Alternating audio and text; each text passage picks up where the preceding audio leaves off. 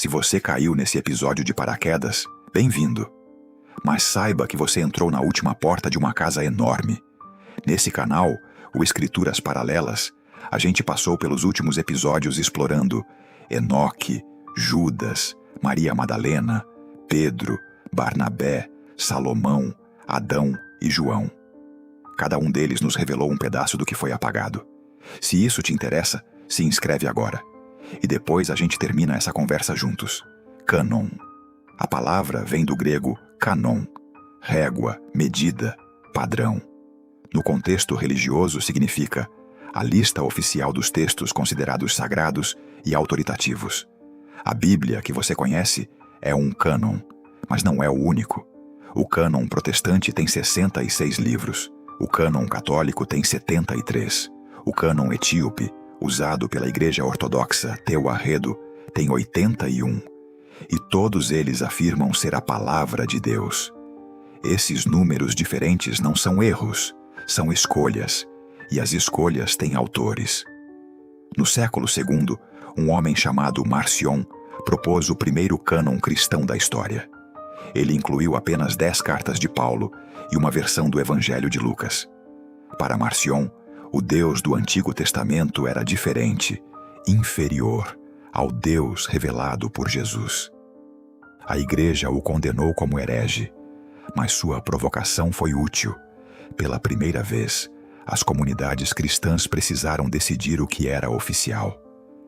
Décadas depois, Irineu de Lyon argumentou que deveriam existir exatamente 4 evangelhos, nem mais nem menos, porque havia 4 ventos, 4 pontos cardeais, 4 querubins no trono divino.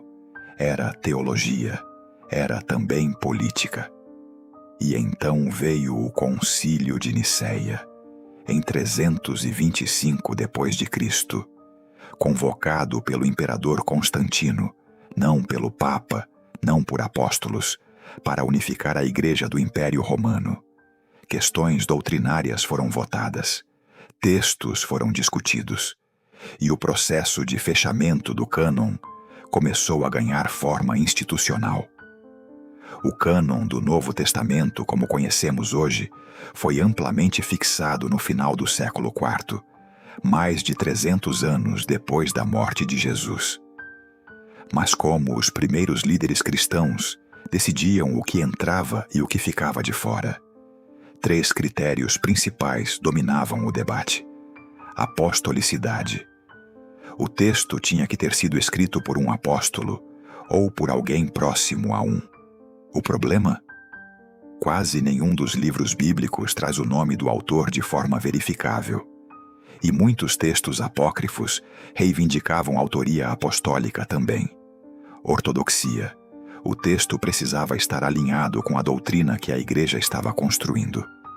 Mas aqui mora o paradoxo. A doutrina estava sendo construída ao mesmo tempo em que o cânon era formado. Era um processo circular, uso litúrgico. O texto era lido nas comunidades, era aceito pelas igrejas principais. Romanos, egípcios e sírios às vezes usavam textos completamente diferentes uns dos outros.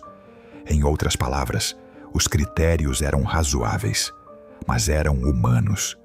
Ao longo desta série, você conheceu alguns dos textos que ficaram de fora. O livro de Enoque, com sua cosmologia de anjos caídos e segredos celestiais, foi considerado canônico pelos primeiros cristãos, citado na própria carta de Judas, mas depois descartado. Por quê? Em parte porque as comunidades que o valorizavam eram vistas com suspeita. O Evangelho de Judas revelava um Judas que não traiu, mas obedeceu. O Evangelho de Maria colocava uma mulher como receptora da revelação mais profunda de Cristo. O Evangelho de Barnabé apresentava uma cristologia radicalmente diferente. O Evangelho de João, que entrou no cânon, ainda carrega traços gnósticos que ecoam o demiurgo, o criador imperfeito do mundo material. Esses textos não foram excluídos porque eram incoerentes. foram excluídos porque representavam visões de mundo que perderam as disputas de poder dos séculos segundo ao quarto. A pergunta não é: esses textos são verdadeiros? A pergunta é: quem tinha o direito de decidir isso? Isso não precisa destruir a sua fé. Para muita gente, entender a história do cânon aprofunda a fé, porque mostra que o sagrado sobreviveu mesmo através de mãos humanas imperfeitas. Mas também significa que a Bíblia não caiu do céu encadernada. Ela foi costurada, debatida, votada, traduzida, revisada. E alguns textos que foram costurados junto poderiam ter sido outros. O cânon é uma escolha que a história fez. E a pergunta que fica é: agora que você sabe disso, como você lê o que está dentro e o que ficou de fora? Com esse episódio, a gente fecha a primeira temporada do Escrituras Paralelas. 10 episódios, 10 textos esquecidos, reinterpretados, silenciados. De Enoque a Adão, de Judas a Maria, de João ao cânon inteiro. A gente foi fundo num universo que a história tentou sepultar. Se você chegou até aqui, muito obrigado. Esse canal existe por causa de quem fica, de quem compartilha, de quem manda mensagem perguntando sobre o próximo episódio. Se você ainda não se inscreveu no Escrituras Paralelas, esse é o momento. Ativa o sino para não perder o que vem na próxima temporada. Porque a história dos textos proibidos está longe de acabar.